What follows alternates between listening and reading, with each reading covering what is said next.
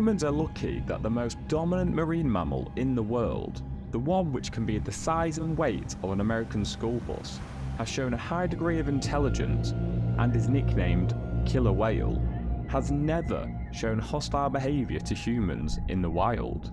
Until now.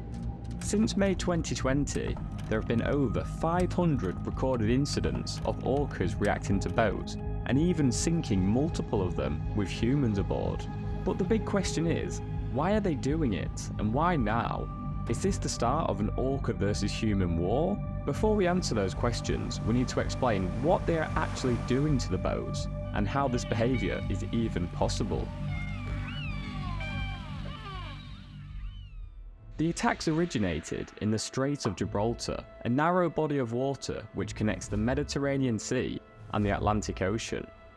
An important piece of context here is that this is one of the busiest waterways in the world, with over 300 ships passing through each day, about one every 5 minutes. We'll get into the why later, but evidently orcas have found a problem with this traffic, so began to attack passing boats. What's fascinating about their attacks is that they aren't senselessly ramming into the side of the boats. They're going straight for the rudder, which instantly disables its ability to navigate. If the goal of their attacks is to render the boat useless, then they've already figured out the most efficient way to do so. Similar to how when they attack sharks, they only eat the fatty nutritional liver, but that's for another video. In 3 cases, they've actually managed to damage the boat so badly that it sank, and each time there were multiple people on board. However, they were all recovered safely. In fact, there has never been a recorded human death by an orca in the wild, for now. These attacks aren't short either. Their most recent sinking, on a boat called Champagne, lasted 90 minutes. 2 orcas went for the rudder, whilst another attacked the side of the boat.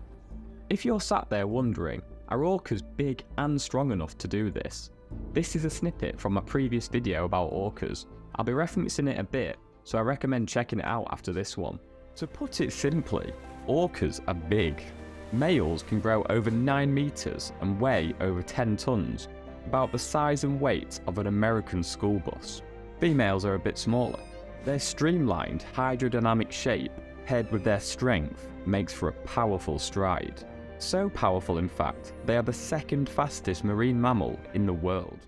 So far, the Atlanta Orca Working Group have tracked 9 orcas orchestrating the attacks. This includes an orca named White Gladys, whose actual name is Blanca, and she may hold all the answers, but we'll come back to that later.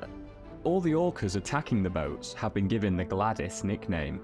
What's important for now is the fact this behaviour is spreading. Whilst it originated in the Strait of Gibraltar, there have been recent reports of boat attacks in the North Sea off the coast of Scotland. So how are orcas learning this behaviour, and how is it spreading? Orcas are much smarter than you think, and they are incredible at learning. For example, when they are born, their pulsed calls don't resemble that of their elders, but as they grow, they start making them correctly. And that's just one of the many ways orcas communicate with each other. They have also created many ingenious hunting strategies, such as this one. There's only one way to get the sea lion off the large piece of ice and into the water.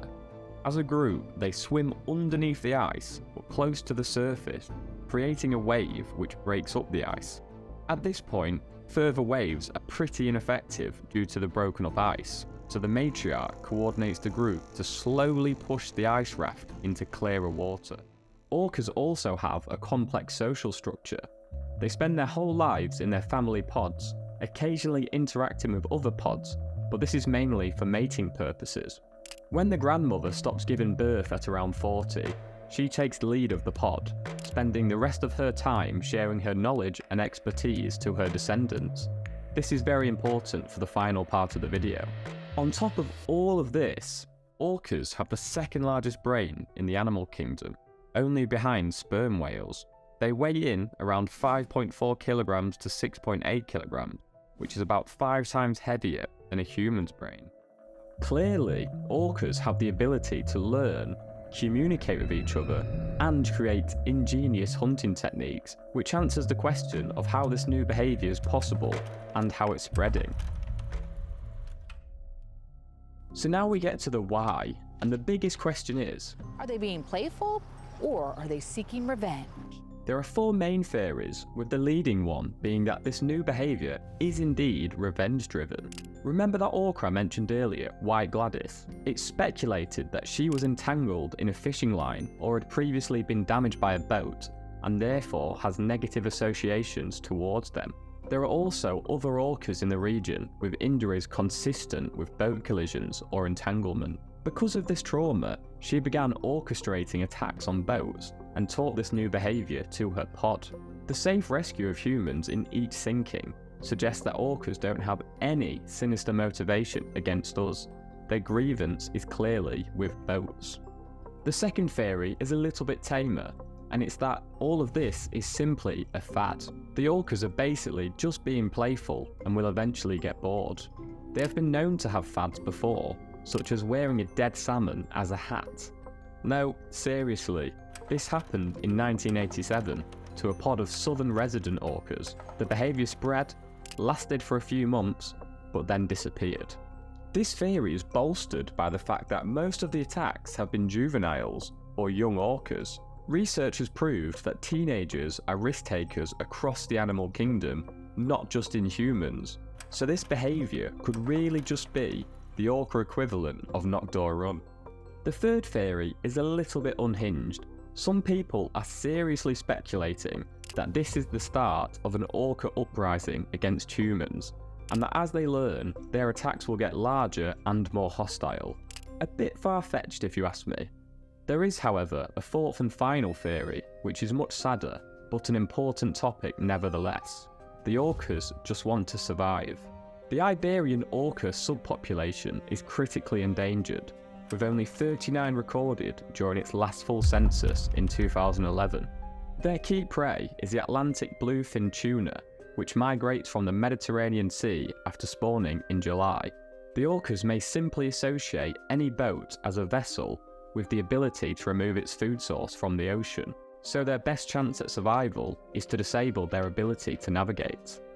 Nobody knows for sure why the orcas have adopted this new behaviour, but the concern is what the human response will be if it escalates.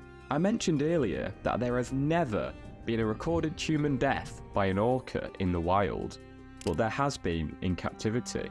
Orcas are powerful, emotional, and intelligent creatures who, like humans, will do what they have to survive. As a species, we seem to be relatively comfortable around orcas in their own environment, but with diminishing food supplies hurting their chance of survival, we must err on the side of caution, because at the end of the day, orcas are the ones that rule the ocean. I've already mentioned this previous video I made about orcas being much smarter than you think. It takes a much deeper dive into their incredible brain, their social structures, the way they communicate, and their ingenious hunting techniques. I've left a link down below if you want to check it out.